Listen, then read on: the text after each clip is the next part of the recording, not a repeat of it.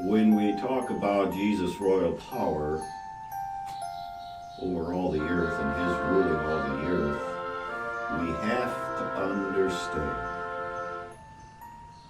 Because if you don't, you get into big trouble. We have to understand that Jesus rules for the sake of the spiritual. For the sake of the spirit, not the earthly.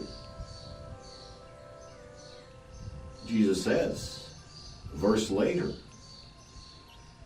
Pilate said to him, "Are you a king then?" Jesus answered, "You say rightly that I am a king.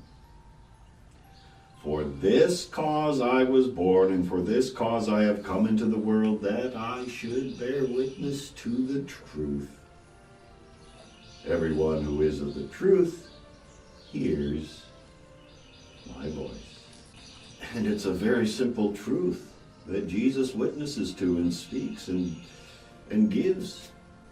1 Timothy 2, verses 3 and 4. "For this is good and acceptable in the sight of God our Savior, who desires all men to be saved and to come to the knowledge of the truth."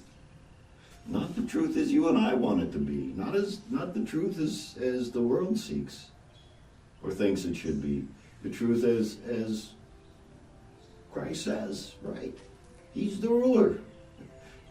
He has the royal authority. And the truth is, Isaiah 53, verse 6, "All we, like sheep, have gone astray. We have turned everyone to his own way, and the Lord has laid on him," Jesus, "the iniquity of us all." The simple truth is, all have sinned and fall short of the glory of God. Everyone sins and doesn't measure up to his righteousness. We're all guilty, but the iniquity and the guilt and the condemnation was laid on Jesus, the King, and by his stripes we are healed. And by faith, that healing is given to us, isn't it? That's the truth. The very simple truth. It's for the soul, it's for the conscience, the heart. It's not the physical, people. It's not the physical. Jesus said, right, the flesh profits nothing.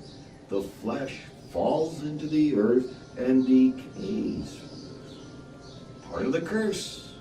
Dust thou art, and to dust thou shalt return, but not said to the soul. And so, the rising and falling of the nations throughout all of history, the rising and the falling of individuals, he does so that his spiritual kingdom flourishes.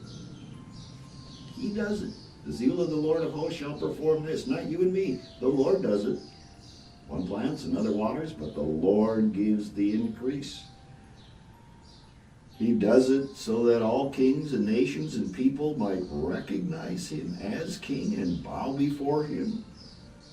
And those who do not fall under the condemnation of the law. You don't believe, you're back under the law and all of its condemnation. Plain and simple. And those who do find joy, peace, and comfort in Jesus, who is a merciful King. So don't let what seems to be going on in this world fool you. Trust, believe that everything that takes place is for the sake of the spiritual.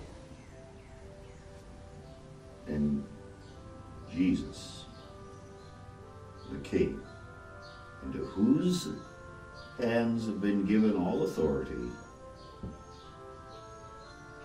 is the only one who allows it.